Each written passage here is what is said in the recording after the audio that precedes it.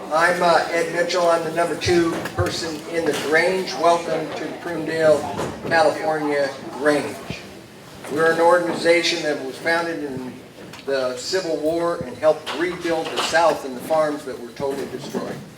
Our mission is to support the rural lifestyle and communities. That's one of the reasons why we became involved as an organization and individuals with the lady who started it all, Tanya Rivera.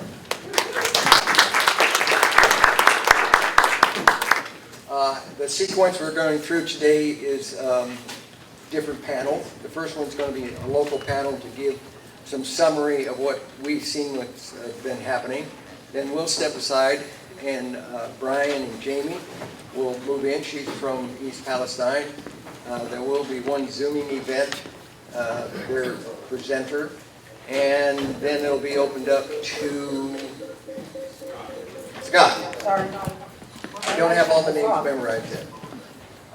In that process, there may be a time where there's a question in the crowd, and I'll be working as the microphone carrying person. Very important job. I'll bring you the microphone so that you can speak to it, so the people that are trying to record the audio of this, that they also get your comments. I think we're ready to go. So, Tanya, I think you have a wealth tonight.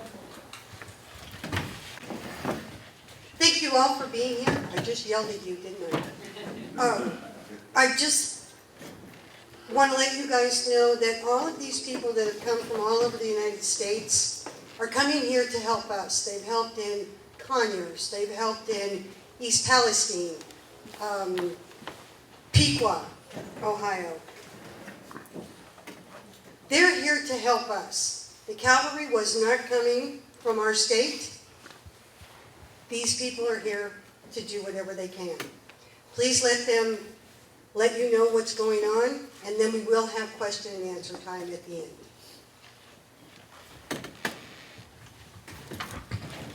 I'm on the Never Again Moss Landing team. I volunteered to be the chief investigator. Our group decided to do our own public investigation and grand jury effort that spanned across 120 days. It began we started that shortly after we saw the fire and the flames from eyewitness. Most of us were eyewitnesses, either that we lived within a few miles of the fire, or we were on high ground and watched the flames up to 100 to 200 feet in the air. Here's a bit of the summary of what happened. 1, Vistra, the operator, chose to lay out a design for storage that put 50,000 batteries at risk of burning on one floor of the storage building if the building's suppression and containment failed. All of you that have seen the pictures of that fire, that is irrefutable proof that the suppression system and containment failed. It is also irrefutable evidence that the California Public Utilities Commission, whose mission is to field safe, affordable public utilities, even if they exercised the best effort they could, failed their mission. The burning flames showed that Vistra failed its mission of protecting its own company from huge financial loss while building a plant in about the worst place in California's coast to build it.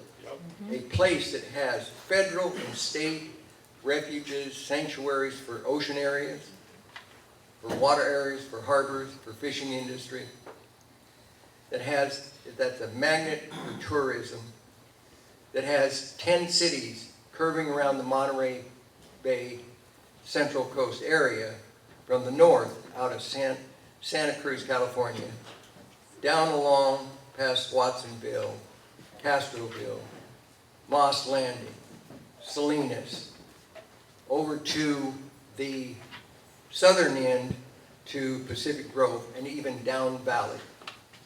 that built next to, that Vistra built knowingly, chose to buy the land and build a plant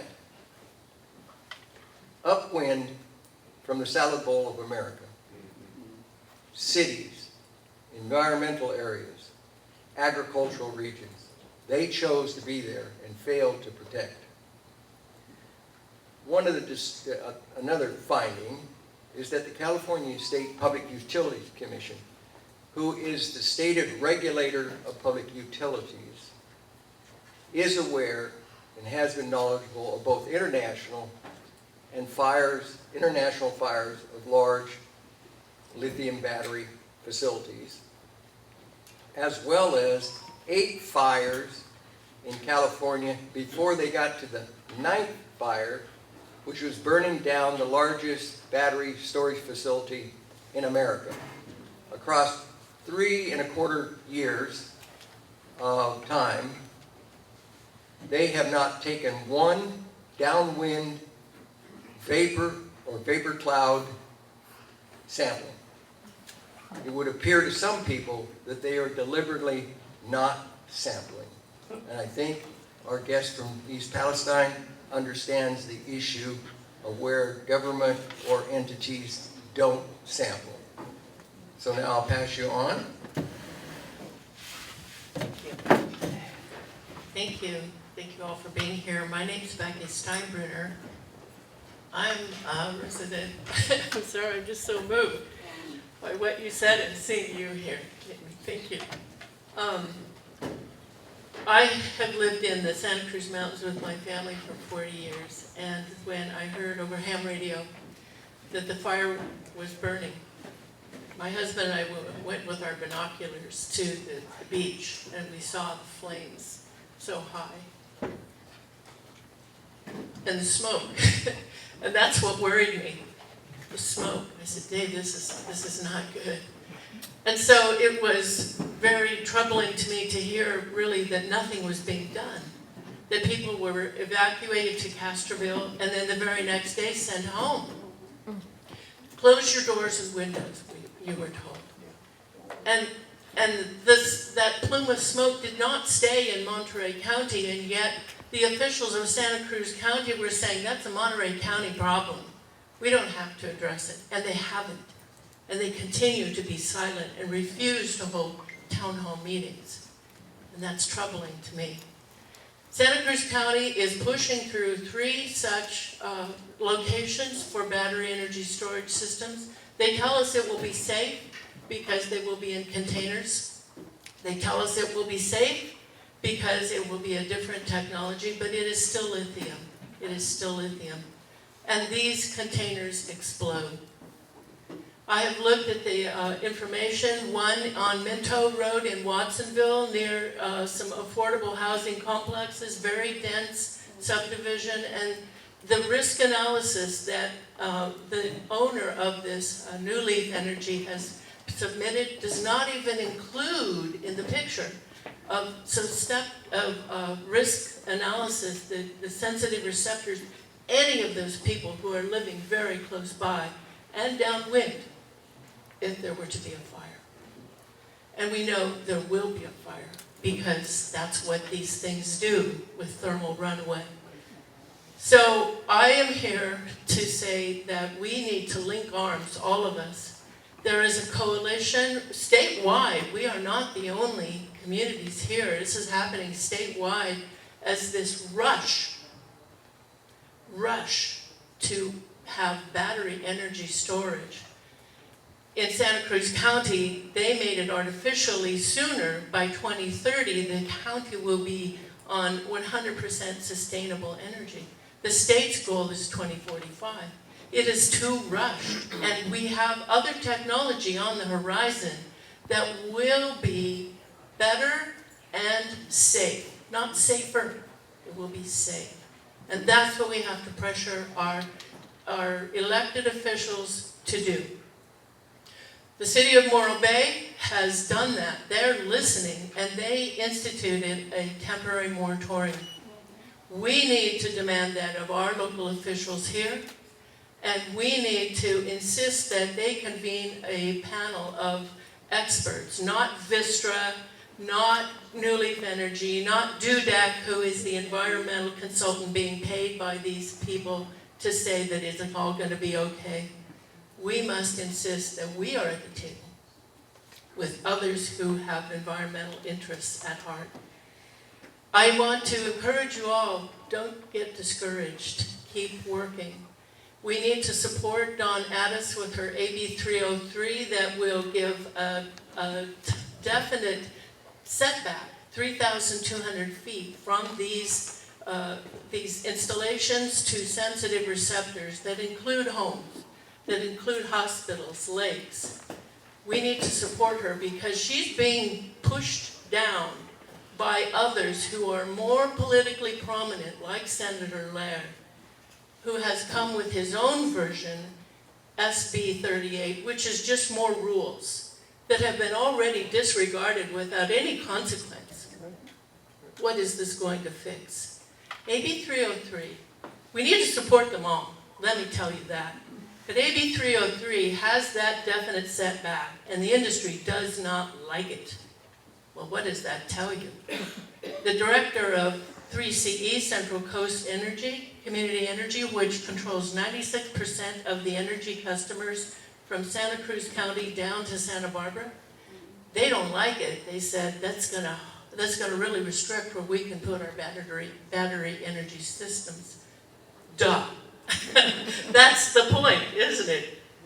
So we need to support AB 303. We need to support AB 434 by Assembly Member Carl DeMaio, who wants a 2-year moratorium until the current state fire codes are updated to accommodate these dangerous systems. And that is happening. On July 24th, there will be a symposium for these battery energy storage fire codes. You can register now, it's open. Google it. State Fire Marshal's Office for Battery Energy Storage Symposium. And we need to have a voice at that symposium from the public, what we want local and state fire codes to have. By the way, local jurisdictions can and should institute more restrictive fire codes on these than the state. It is allowable to be more restrictive. I think I've said enough, but the main thing is stay active, write letters, link arms, and we can do this together. It's going to be a long, hard fight because this is big money and dark politicians. But let's do it. We can.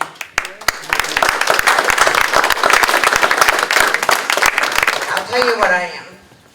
I am a pissed off mother. That's what I am. You don't upset a mother. You don't poison her cubs and expect to get away with it. And when people say that, that's exactly my story. For those of you that don't know, we had a Norfolk Southern train derail in our community, February 3rd of 2023, night that changed my life forever. Very small community, 4,700 people, little small country town. Never thought it would happen to us. Our firefighters were told it was malt liquor, just treat it like a house fire. The size of this fire, there were 85 different fire departments from 3 states. We live right in the tri-state area, so we have West Virginia and we have Pennsylvania. Where this derailment happened was behind a bar called State Line, because you can literally stand in the parking lot and put one foot in Ohio and one in PA. So what Norfolk Southern decided to do was to lie to 2 state governors and tell them that this tanker full of vinyl chloride was going to explode and that they needed to make a decision to detonate it themselves. They convinced the decision makers that if this tanker blew on its own, it would blow shrapnel within a 1-mile radius. So they immediately evacuated the 1-mile radius, and then they told them, that they had to detonate these things or they were going to blow up. So they brought in a team from Texas who dug these big ditches. They poked holes in the side of 5 tankers of vinyl chloride. Not just the one that they said was gonna explode, all 5 of them. And they drained all these chemicals into this ditch and set it on fire. I showed a couple of people the picture. It looks like, Ed, what did it look like to you? It looked like a nuclear bomb. Big mushroom cloud. Black mushroom cloud. Spread out. I will show anybody that wants to see a picture of it, or you can Google East Palestine, Ohio, just like East Palestine overseas, except for they're Palestine, we're Palestine. And within 48 hours, less than 48 hours, after they blew these 5 tankers of vinyl chloride, and we won't even talk about the other chemicals of concern on the train, that's just one of them. They told us it was safe to come home. Before they blew it, they only evacuated a 1 to 2 mile radius. Most of us, probably like you guys, generational land, your family all lives around here. Even when we evacuated 2.1 miles or 1.1 mile in the other direction that was the 1 mile radius. We went to our families' homes. And do you think those chemicals stopped? Hey, we're at the 1 mile zone, guys, stop right here. There was also issues with the wind. So the plume went straight over to Pennsylvania, who has been all but forgotten in this disaster. I could go into a lot of detail, but I'm limited in time. So I'm going to skip to present day. Well, first, as soon as people returned home, we started breaking out in rashes, having nosebleeds, issues with our eyes, respiratory issues, tingling tongues, change in taste buds. And what we found out was you can't run a train through an evacuated town. So that's why they lifted the evacuation. The trains were running before we were back in our homes. When I sit on your Facebook pages, I'm the one that you get tired of hearing, same thing in East Palestine, because this is a playbook. You know, we're here now in East Palestine, we're having our teeth fall out. We had a lot of hair loss, gastrointestinal issues, heart attacks, seizures, all of these different things. And I don't know about you, but I never Googled what are chemical symptoms in another community. We were being told it was mass psychosis. The CDC came in, they got sick and left. Never told us. Never told us. And we found out through a FOIA request through the media. And I know, I see the looks on people's faces before my own disaster. I would have thought, this woman is crazy talking about EPA cover-ups and the government being owned by the railroad, but this is real, and it's been a real reality changer for me. We just did some media the other day because the attorneys here uncovered a memo that the CDC sent all of our local doctors. We started going to the doctors and asking to be tested for vinyl chloride. Can't do that. We found the CDC memo that says, don't test these people for vinyl chloride and don't treat them. That's what our government told our local doctors. We walk into a doctor's office, as soon as you mention the chemicals, it's like they cringe and want to run out of the room. We're now seeing long-term illnesses. We're seeing a higher rate of cancer, people's cancer that has returned. Things like diabetes, the chemicals can take it from 0 to 100. We're seeing, like I said, seizures. Our land is still contaminated. Our creeks still have sheen in them. That's the fancy way of saying chemicals. They're still finding pockets of vinyl chloride. Just back in, I think the last time they found it was like November or December-ish. Didn't even tell us until we discovered it and called them out, and then they put it in their EPA newsletter. But my greatest sense of, I guess, support, mental stability, came from the other communities that reached out to me. When I said the CDC came in and got sick and left, you would call someone from the BP oil spill and they would say they're still doing that. And right before I came out here, I was in Conyers, Georgia, which the next person to speak will be from Conyers. They were the last community that we welcome into the Chemically Impacted Communities Coalition, which is something that I founded because I saw the need. You know, it's gonna take more than East Palestine to fight what we're up against. It's gonna take more than Moss Landing, more than Conyers, Georgia. But if we all come together, we can make a change. Because this will happen again. It's not a matter of if, it's a matter of when. And they're not gonna treat the next community any better than they've treated anyone in this room. And to me, it breaks my heart. I'm gonna try not to cry. It breaks my heart that you guys are going through this, that I couldn't stop it before it happened again.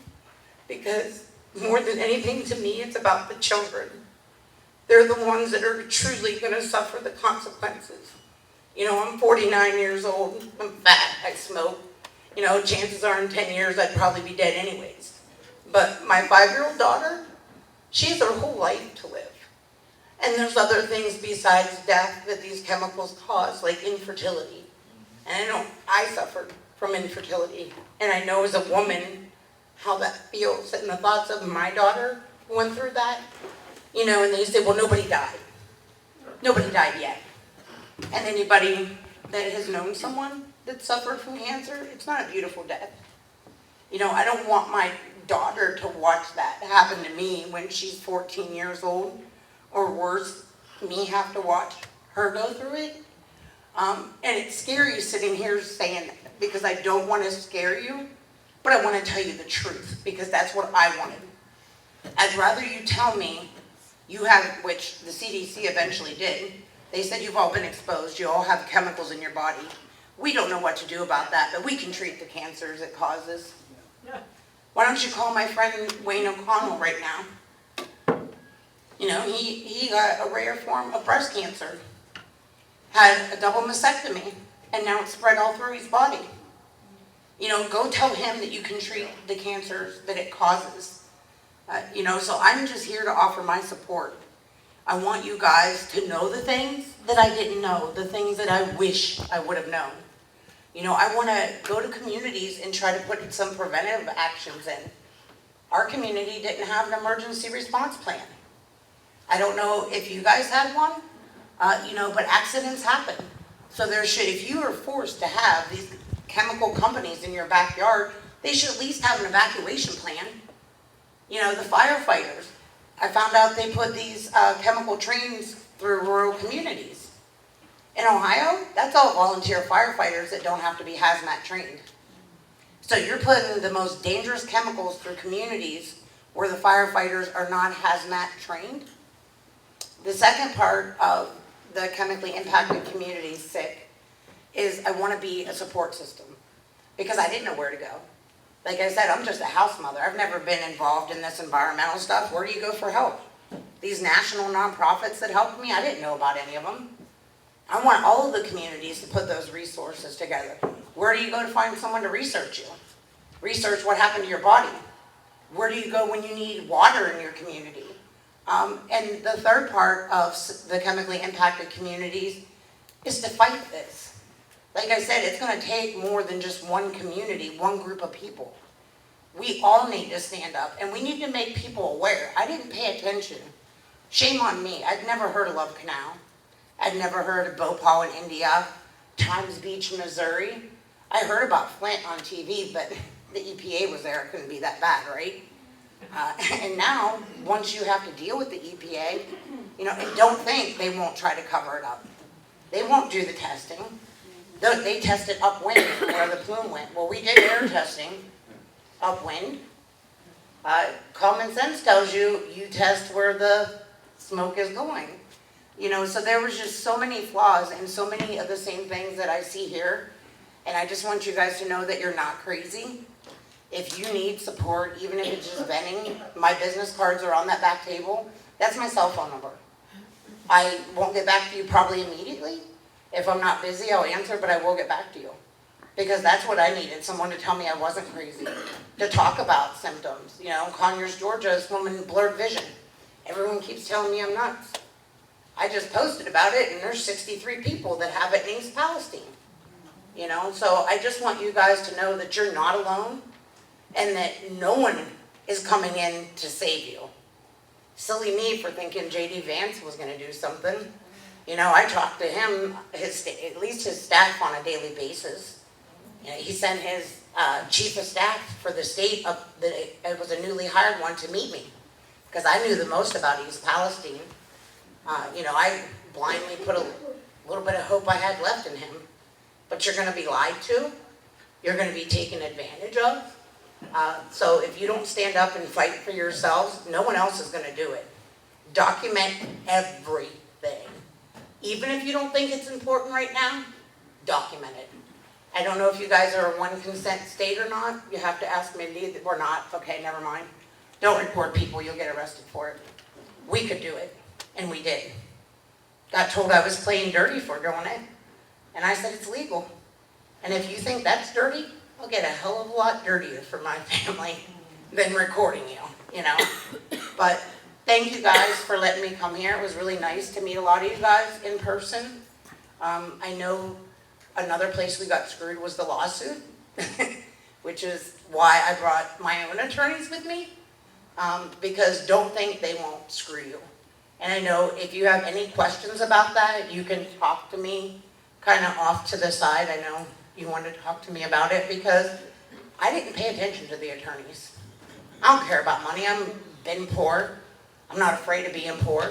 I can feed a family of 5 on a bag of potatoes if I have to. I'm a country. You know, what I'm afraid of is my daughter not being there. So I was so focused on the human health part of it that I ignored the attorneys. And you can go on any one of our East Palestine pages now and see people outraged that accepted this class action that was shoved down our throat. People like me within the 1 mile zone would have got $70,000 per household. 4 people in my household, $17,500 each. But wait, I was relocated in a hotel for 6 months, so they're deducting all that money. I would have got 0. And they have divided our community. And I, again, stupidly, when people told me they'll try to divide your community, I said, not in East Palestine. We're tight-knit. Somebody gets sick, we're taking soup to their house. The people that turn for money makes me sick to my stomach. You know, we had these attorneys come in and lie flat out. Had a guy, a toxicologist that worked for Dow Chemicals, Chevron, Exxon, couple energy, I can give you his name and I'll show you the video of him talking. Told residents 0 cases of cancer and 0 long-term health risks to get them to sign up for this $10,000 personal injury. Well, you can invest it and then you can pay for your medical care. How far do you think $10,000 is going to get you in chemo treatments? You know, I recently lost my mother-in-law, 61 years old. Prior health issues. She drank little, but you know, we all make choices. Dead, sitting in her chair. Do I know it was from the chemicals? No. Do I know it wasn't? No. I know when I called Dr. Glom, what she died of has been reported in our Gulf War veterans. I know it very well could have been, you know, but the not knowing also, you know, will get to you. So I'm just here to support you and to welcome you guys to the Chemically Impacted Communities Coalition. And if there's any time left, I'm sorry I talk a lot. I will let Hannah speak for a moment. And again, please take my card, reach out to me. You always have someone on your side and someone to talk to. So thank you guys. Hannah, come on up. Well, she's coming up. She's on Hannah's on Zoom. the Zoom. Yeah. Can we get her on? Not sure if we can. Do we have a way in to, probably not, to bring her in Can on we Zoom? put the Zoom onto the screen? Well, this is happening. I just want to let you folks know that, you know, Jamie and these other folks, Scott, who you'll hear from in a bit, have come in to do this. As you can tell, to tell us that this is not something that's unique to us. When you email Never Again right now, they drop on my desktop. And I can vouch pretty much for everything that Jamie's saying. Tanya and I met with Congressman Panetta's district director last week. Very nice young fellow. 32, or younger. And he was very, very polite. He lives in the area. Tanya wrote, what, 40 letters to get that meeting? We met with Senator Laird. He's just gone. So the cavalry isn't coming, except there is good news. This is what I want to share with you. The good news is that these folks at the cavalry, they're not alone. We're talking to Save Our Shores that wants to do a survey. We're talking to a group called greenaction.org who is really pushing hard to get the state Department of Toxicology engaged in this by forcing them to answer some questions that they haven't wanted to answer. We also know that the EPA has done exactly what they did in East Palestine. They have measured for the wrong things and created the perception in our community that nothing happened. So the EPA is not going to help us. The state so far is staying away from this. So this is the playbook. I thought for sure from the beginning that corporation playbook would be there. I didn't know what it was. I just assumed it'd be everything it is. And it's increasingly looking like disinformation is occurring. Increasingly, we're starting to see the idea that there's going to be an attempt to discredit people. Outside sources will attempt to do that. That's the playbook. What I didn't expect is that the state would not be involved. That the feds would not be involved. Just like Jamie said, hey, Flint, they're there. Okay, they must be helping. It's not how it works, folks. The good news is we have our community here and more online and more out there. And in talking to a toxicologist in Virginia who's been doing this for 40 years now, he said you can get all the data you want, get all the information you want. We've got some unique data that normally communities don't have without smell testing. Scott's going to talk to you in a bit. He's going to tell you about how we're doing dioxin testing. I didn't even hear the word dioxin until 3 weeks ago until I talked to Scott and a couple other people. Dioxins are worse than the metals. So nobody's testing for that except for Never Again. Scott, actually, coming to Never Again and saying, I'm going to come out here on my own time and I'm going to test my dioxins. That's what he does. He's an amazing man. So the cavalry is coming. They're coming through individuals and groups that care about our community, about what's happened. The other thing we need, based upon what this toxicologist, Stephen Lester, said, he said, doesn't matter what data you have and all these things, if your community doesn't come together, you're not going to get anything done. Think of yourselves, if you would, as the heart in this room that can keep this going so we can get that help.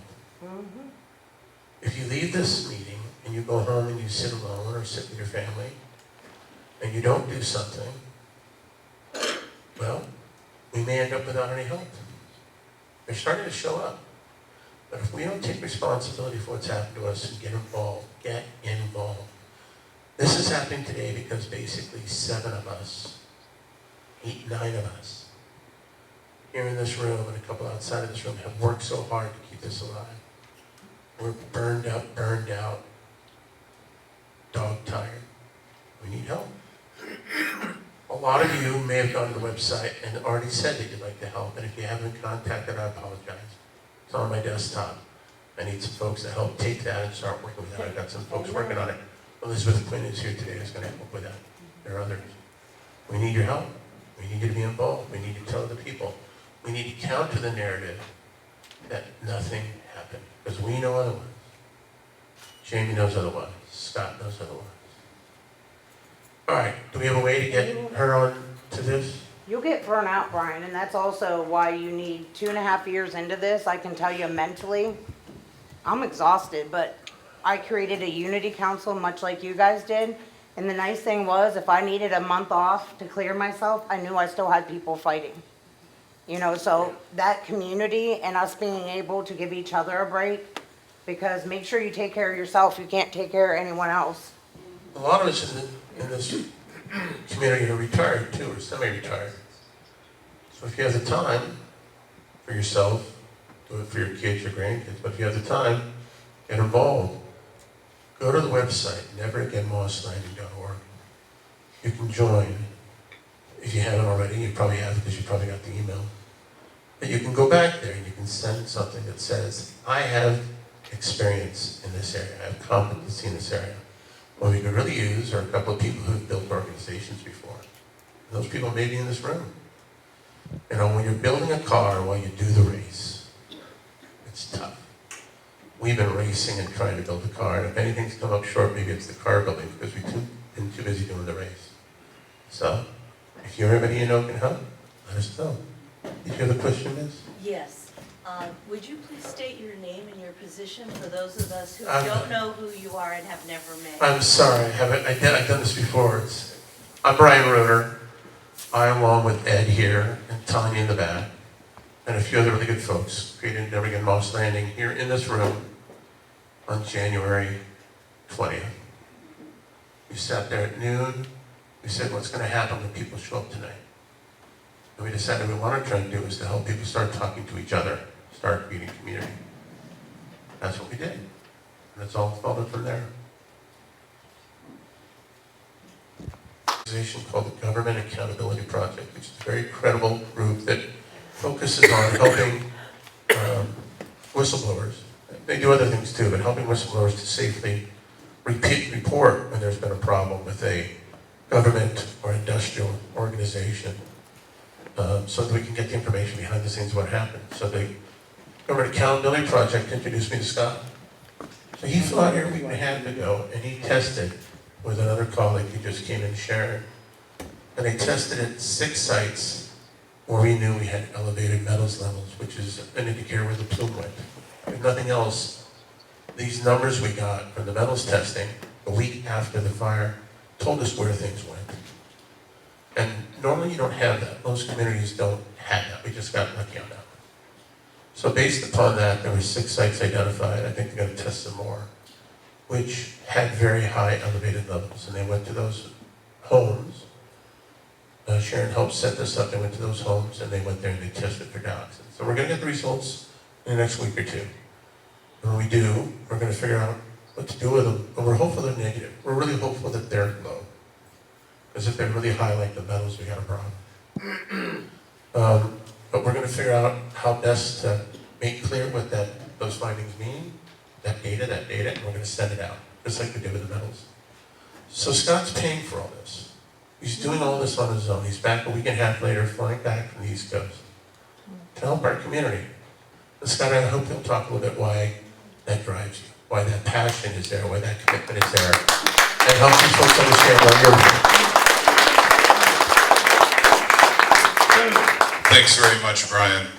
I want to talk a little bit about my background, and I'll get to the first of Moss Landing is the 79th disaster I've been in 19 years. The first one was my own. I'll get to that, but I want to really compliment this community for how you've come together and done your own testing. Like in our first call, Brian, you guys are united. Don't let the PR people divide you.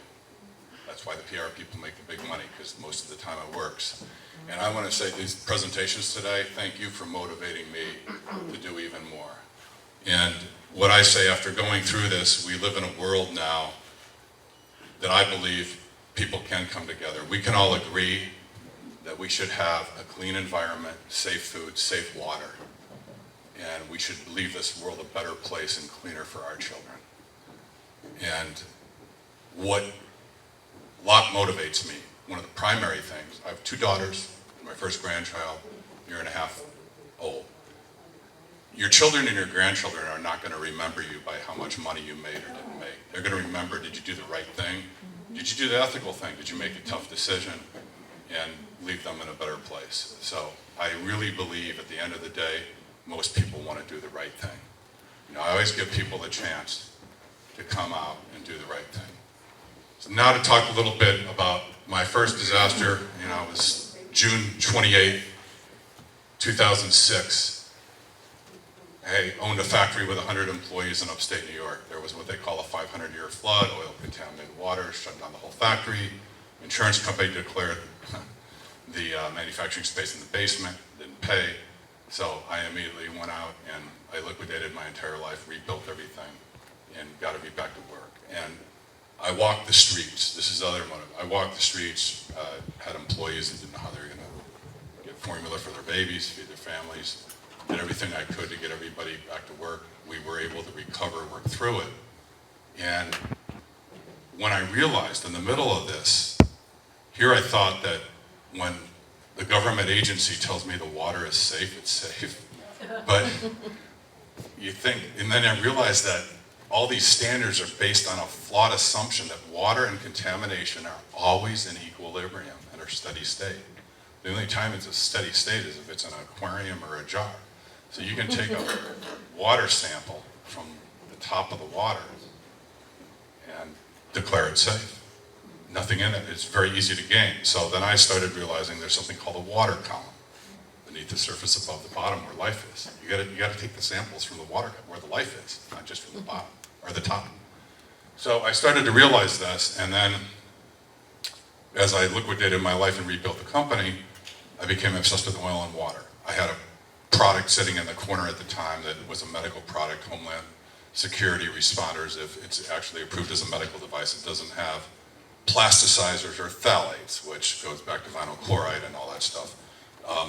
And that product was, absorbing oil and helping cleaning out. So roll forward, I said, I'm gonna liquidate my life, put the company back together. BP happened, I went down to the BP oil spill, and it turned out they were able to use the technology that basically I invented from this horrible disaster, and were able to prevent the burning of marshes in 200 miles. So that's how it started. And then I started with some NOAA scientists that really talked about, Scott, you got some good ideas. You might want to file for some patents. So I have about 25 different patents, most of which, where I'm a named inventor on all, most of which are related to environmental testing. And something recently, too, that drives me passion is, and this ties into Conyers, Georgia, it ties into Moss Landing. I had scientists from the San Juan Islands in Washington. When they first reached out to me, said, Scott, we read about you, your patents. We can't figure out what's killing all the eelgrass. We got the orcopods and everything. And to show I thought San Juan, I didn't know Washington. The islands are beautiful. So we started working up there with the eelgrass. And one of the labs we're using here is ALS Kelso, which is one of the predominant crop labs that I'm going to be using here in their testing for PFAS too. And the other lab I use is urethans, which I've used in East Palestine. So that's kind of how all this is connected in all these communities. And basically, what you see here is complete systemic failure, complete betrayal by the government agencies that are supposed to protect all of the communities, all the taxpayers. And what really motivates me is to really, today I can't thank you enough for allowing me to be here and just witness, starting with Jamie, with Brian, and all of you that have spoken. Sometimes I apologize, I'm terrible at remembering names. I wouldn't make a good politician because I can't remember names right away, and I'm too honest. So back to my first disaster, 500-year flood. That was a press conference with Senator Chuck Schumer at the time. Senator Hillary Clinton was my other senator, and George Pataki, a Republican governor. And believe it or not, it was just 19 years ago. There was no politics involved. It's getting back to, it's about the environment. It's about a community coming together. No one was playing this for politics. And I want to do everything I can to bring communities together and try to help change all this. So, and this will be available on the Moss Landing Facebook group tonight. It'll be available on my Facebook group. And that's a live link to, if you want to see on the background, 19 years ago, a press conference with me talking about recovery and the disaster and walking through the floodwaters and so on. Next slide, please. Now, I'm a whistleblower client of the Government Accountability Project. They are very important. I wouldn't be standing here, wouldn't be able to do what I do without their protection. In East Palestine, they reached out to me in September of 2023. I officially became a client. And Norfolk Southern, I was coming back, Jamie, I was from that October 16th Unity Council meeting. I was at the Cleveland airport. I live in Cape Cod, so the Barnstable sheriff calls me and says, are you Mr. Smith? I'm like, yeah. He goes, I have some papers to serve you. I have papers to serve you. So I called my personal attorney and said, I'm not in any litigation right now. Do you really think Norfolk Southern is stupid enough to try to subpoena me? Sure enough, I went home, and I don't run from subpoenas, and it was Norfolk Southern. You know the expression, throw Burr rabbit in the briar patch? Well, and the scientific team I worked with, like, oh, how you doing and everything, but I'm not built like other people. And this subpoena motivated me, and the Government Accountability Project, I'm talking about this because I know other potential whistleblowers are watching today, and I know there's some potential ones out here, and I can tell you, you can trust Leslie Pacey, Tom Devine, the legal, you can trust them with your life. Their protection on me is better than armed guards, it really is. Because all the smears, all the attacks, all the trolls, all the public relations firms, they protect you in every way imaginable and legally. So that is a link to their website too. They also have a food safety division, and they do FOIAs, and I work with them on that. So they've started to look into Moss Landing, and I hope on one of my follow-up trips I'll be able to bring Leslie Paisley with me like I did at East Palestine at some point. Also I probably wouldn't be standing here working in Conyers, Georgia, or meeting any of you great people if it weren't for somebody named Courtney Miller.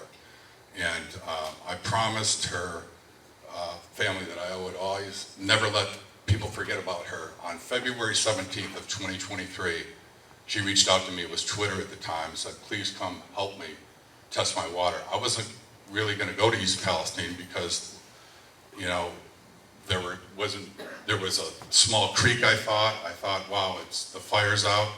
I got there on the ground, I was gonna go there 2 times. I've never seen in all my experience such blatant corruption orchestrated between the EPA and everything. The same playbook over and over again that I've seen for 19 years, but on steroids in East Palestine. So I'm a pretty stubborn individual. I fight on principle, and going 2 to 3 times turned 27 trips and 31 rounds of testing. And Courtney Miller passed away at 36, way too young. And left 2 beautiful kids behind, and I promised her best friend and family that I would, every community I will never let her forget.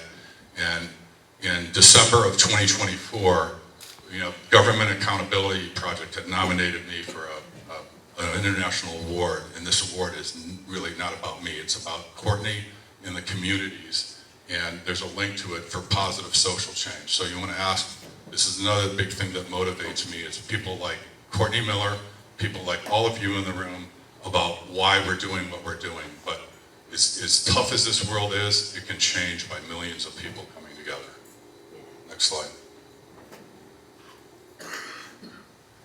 And I want to talk a little bit more about this, and I'll get into the testing plan, but I wanted to provide this context and background because in Moss Landing, what you're going to face, because of all the crops here and the issue with green technology, this is going to be a big challenge. So staying united is huge. This battle can be won, but it's going to be the long game, and it's going to be a war because there's a lot of corporate influence, and the systemic failures we have are all based by the undue influence. And one other thing is the Norfolk Southern attorney that subpoenaed me was from WilmerHale, named San Francisco Davina Pujara, ex-EPA attorney. You go to her background, and it talks about environmental justice, environmentalists. Well, she sold out, and I'm glad you asked me that, Brian. I'm thinking, I probably have 50 things that motivate me. What really motivates me is people like Davina Pujara. She started this, she subpoenaed me in my driveway, so I can use her name.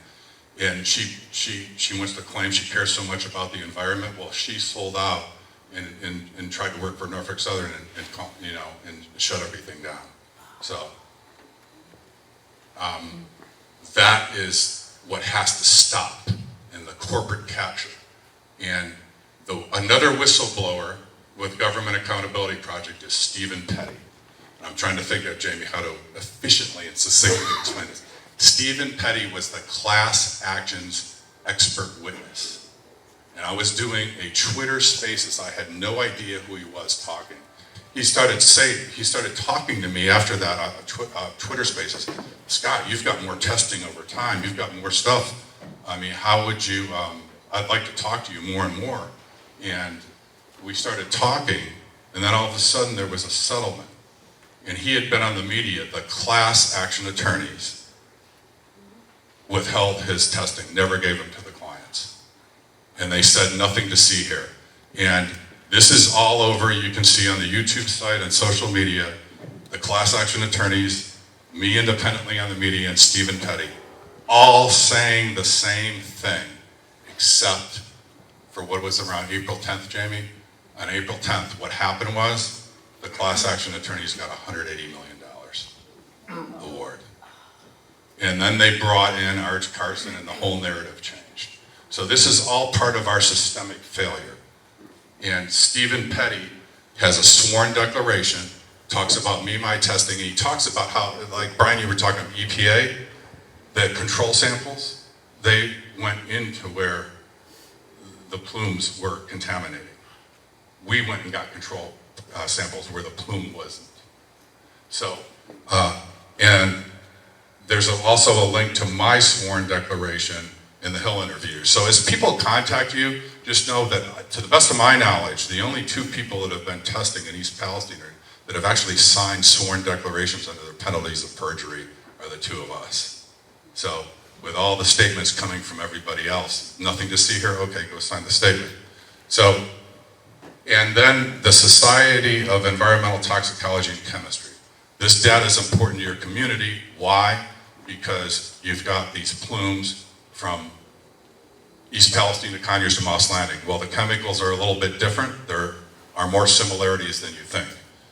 And these are all links that you can go to. Next slide.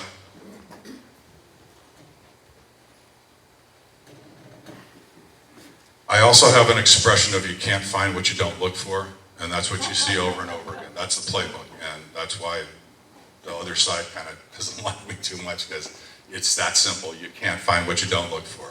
If you don't look for dioxins, you can say there's no problem.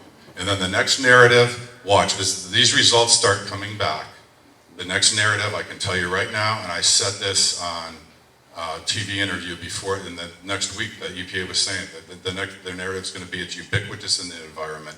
Blame the victim. You know, you did this in college, you did that in college. You're exposing yourself to the chemicals at home. When you don't really need my testing or anybody else's testing to know none of your health symptoms were ubiquitous before the event. But this is the approach. Given that I don't have I was just here on the 17th and I don't have preliminary results, I wanted to talk about the logic, and I'm going to be staying for meetings tomorrow, and I'm here to listen to the community, and I'm probably going to come back for a week once we get these preliminary results. But I want to show you the methodology of logic. If you've got concerns or suggestions, all ears. But this was the presentation that we were invited to give, the scientific team that worked with me. And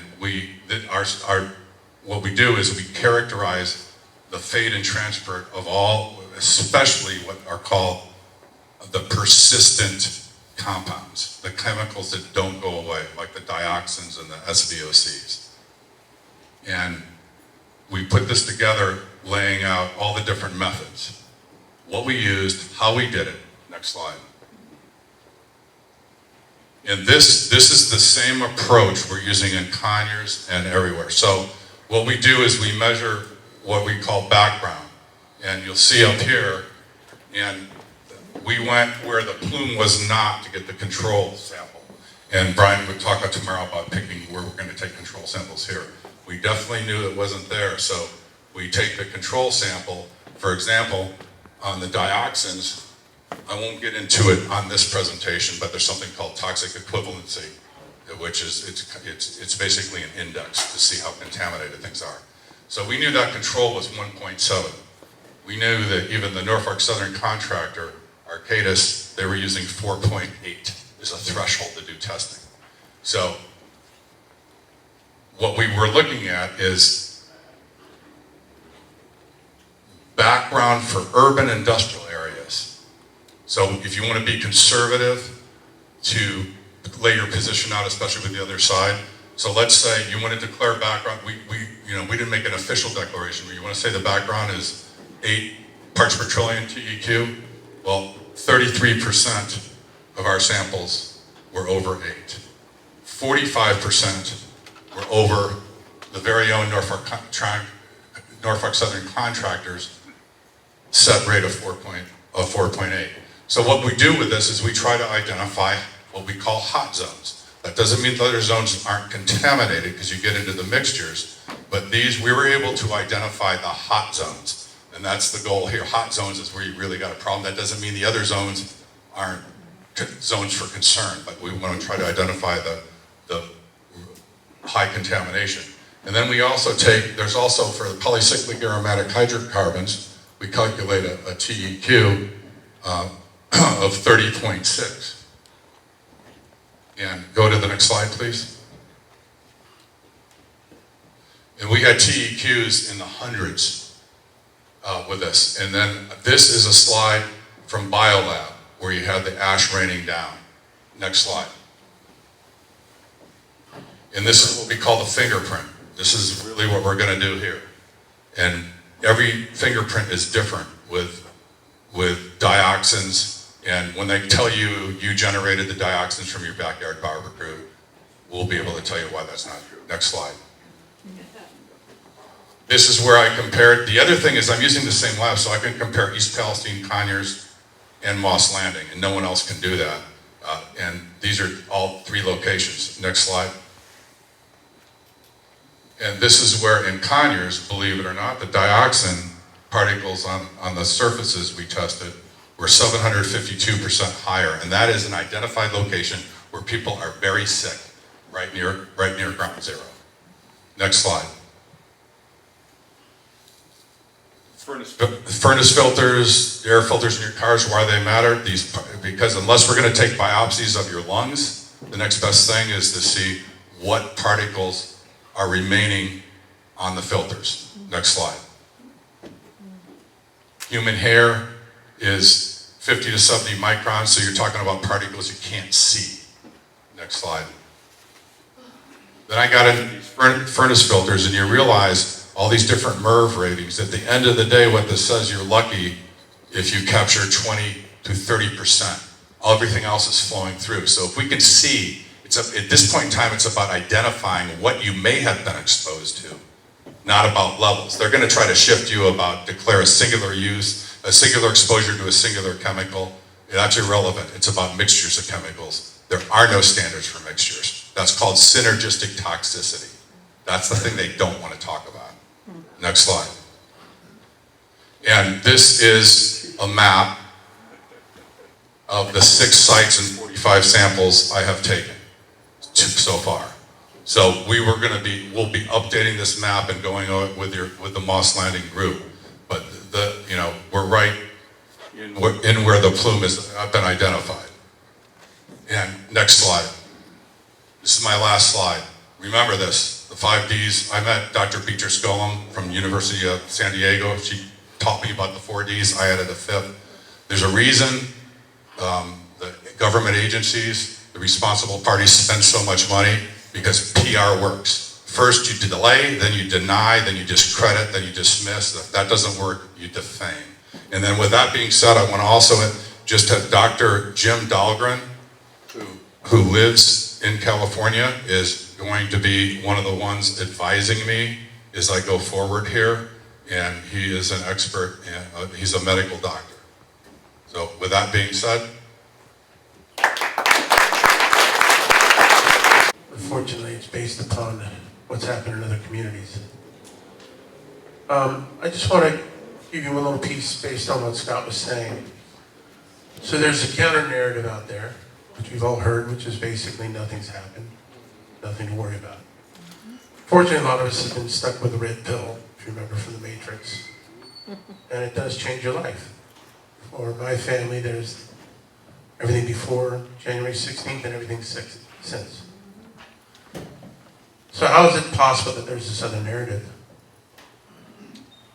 EPA, which came out that weekend, they say, was using ground testing equipment, and they were testing for 2 things. I think it's hexafluorine, it might be hydrofluorine. It's hexafluorine. It's lighter than air. If you're testing on the ground, the product that you're testing for is going straight up.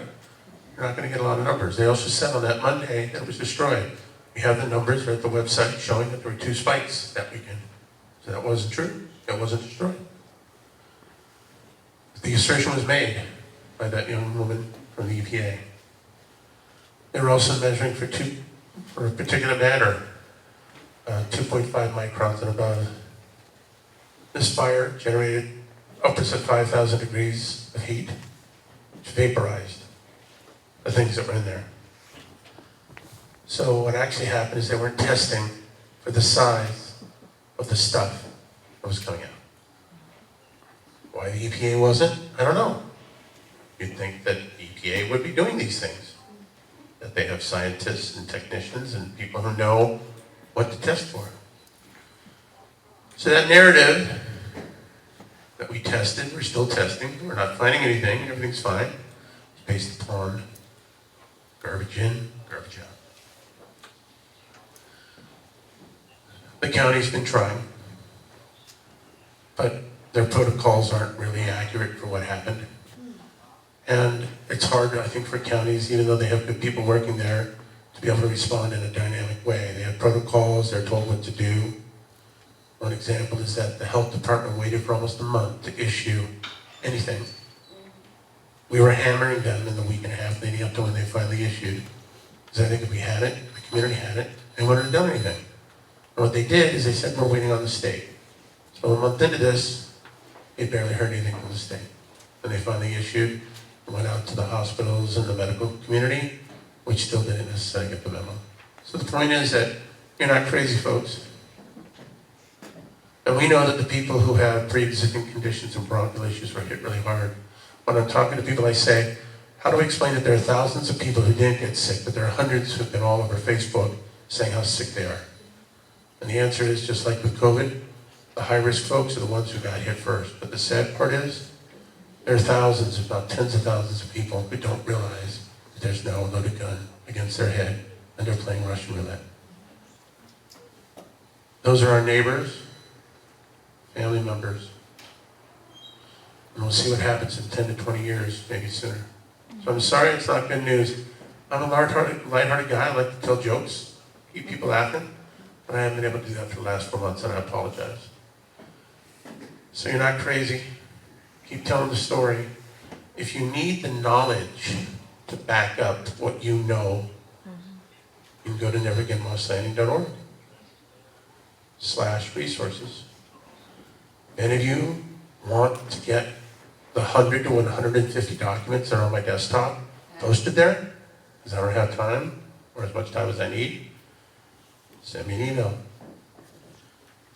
and I will get your help, because there's a lot there that I've seen that I want to get onto that site so you can see it. It is pretty sharp. So you're not crazy. Can we have some of the folks who help pay for these good people to be here say something? We've got some folks from a law firm or two. Yes, sir, did you want to say something? Please, here's the mic. It's been an hour and 15 minutes. Would anybody like to stand up and kind of refresh yourself? Sitting such a long time might be a little bit tiring, and we'll just take a stretch.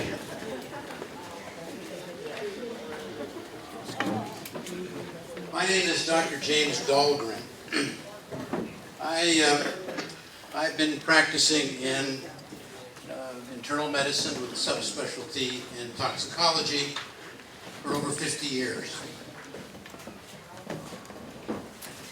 In 1971, while I was still a fellow at UCLA, I was called the only doctor. I was doing a fellowship. There was no full-time person. I was called because I was doing research on the toxicity of antibiotics, and there was a group of workers at a lead smelter in Los Angeles who were sick, and they wanted some help. So instead of going into the field of internal medicine and infectious disease and antibiotics, I became interested and fascinated by the poisoning of human beings by common occupational practice. They were melting down old batteries to recover the lead. And all 200 workers in that factory were sick. And over half of them retired on full disability when I helped them identify and document why they were so sick. Since then, my life has been dedicated to helping people who have been poisoned. Originally, the first 25 years, it was mainly occupational poisoning.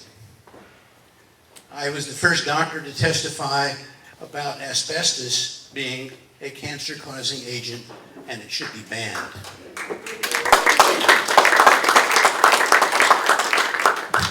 I also, back to the lead smelter, we got the lead requirements in the workplace reduced by 80%. They were allowing, the government was allowing very high levels. And of course, everybody was getting sick, and it was within legal limits. So we got it to come down. There's two things I think I can point to that had profound effects and was worth the effort I was putting in to try to help human beings who were being poisoned needlessly by industry because they didn't care about people. Well, a few years later, I became involved in a case involving some people who lived in Hinckley, California, where they got poisoned from the water that they were using. They all lived on small farms or small acreage, and their water was from their own wells. Turns out PG&E had a heat transfer facility just on the edge of town, edge of this community, where they were using a chemical called chrome-6, to affect some operational things in their cooling towers. These people got terribly, terribly sick from their exposure. Cancers, particularly in the children who were dying of cancer. Aaron Brockovich went out to that community and united them and got them to file a suit, and of course, most of them got enough money so they could move away. And that's when I got involved in community poisonings. And I've now been around the country, and I won't bore you with the details, but that, as has been said just a few minutes ago by these very wonderful people that have been working in East Palestine.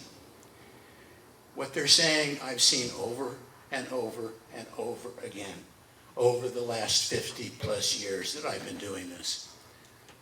First, it was industry that didn't care about their workers, and now I see it's industry that doesn't care about the communities they poison.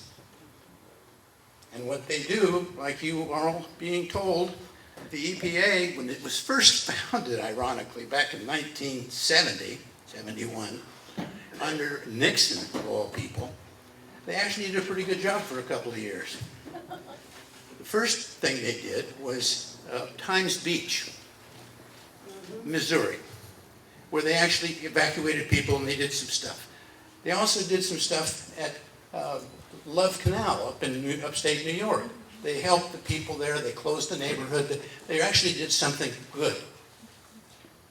But that was the end. EPA, after that, became completely dishonest. And I've worked with community groups, doctors, lawyers, all across the country, and the EPA is on the side of industry. They're not on the side of the people. Their original charge was to help people, but they don't do that anymore. And you can see that what happened here. And unfortunately, that's true for the state and usually the counties. They usually get pressured by economic factors into not helping people. So what we have to do here, there's been hundreds of fires involving lithium batteries all around the world.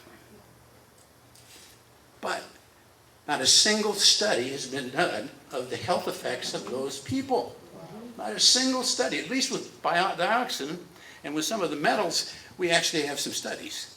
But there's not a single study of human beings being exposed to a lithium battery fire.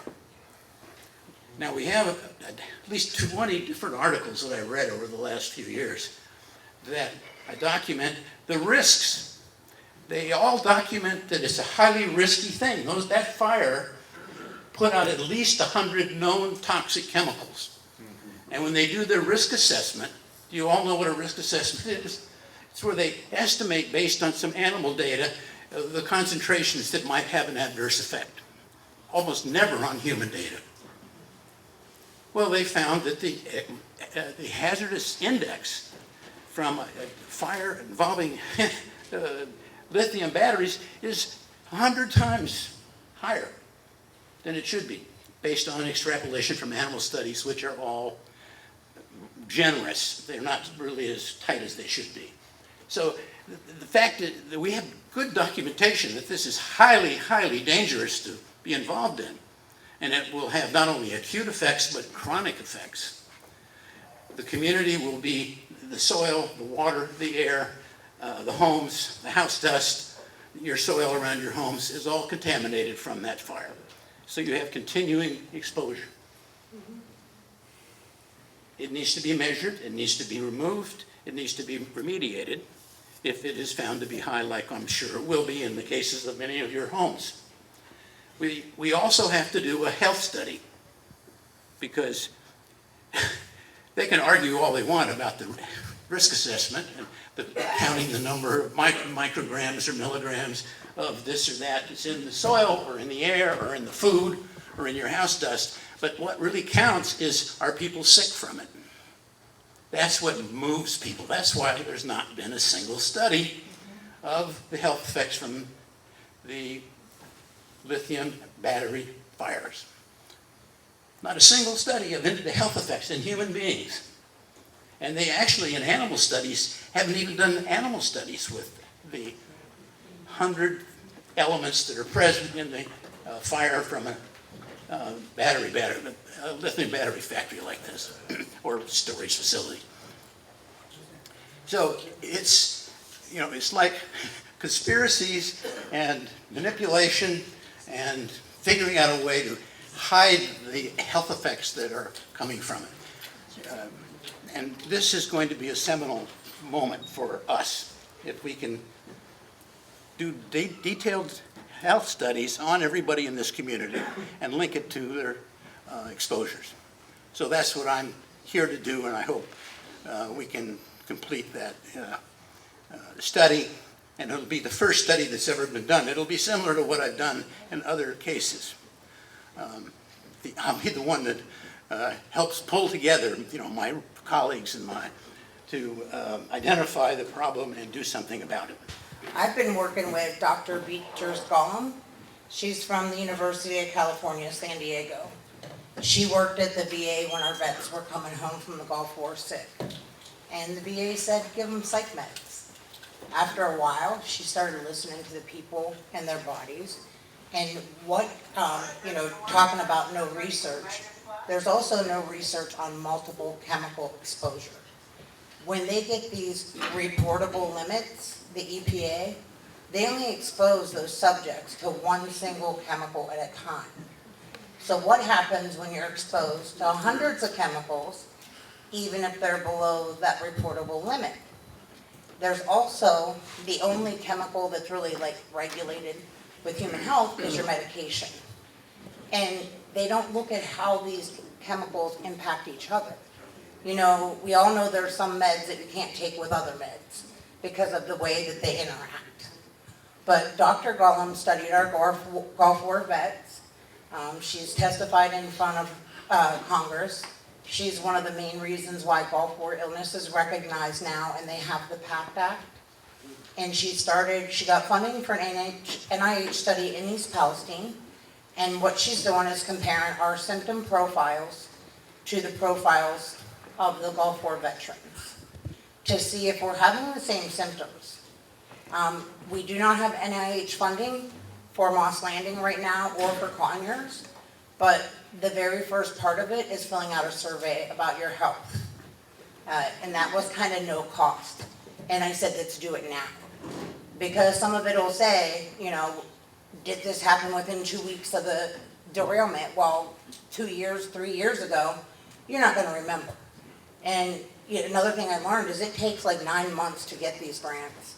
When it comes to chemical exposure, we need to be in there day one. So there's also a sign-up sheet if you'd like to take that survey in the back. Put your name, or like I said, take my card, email me, call me.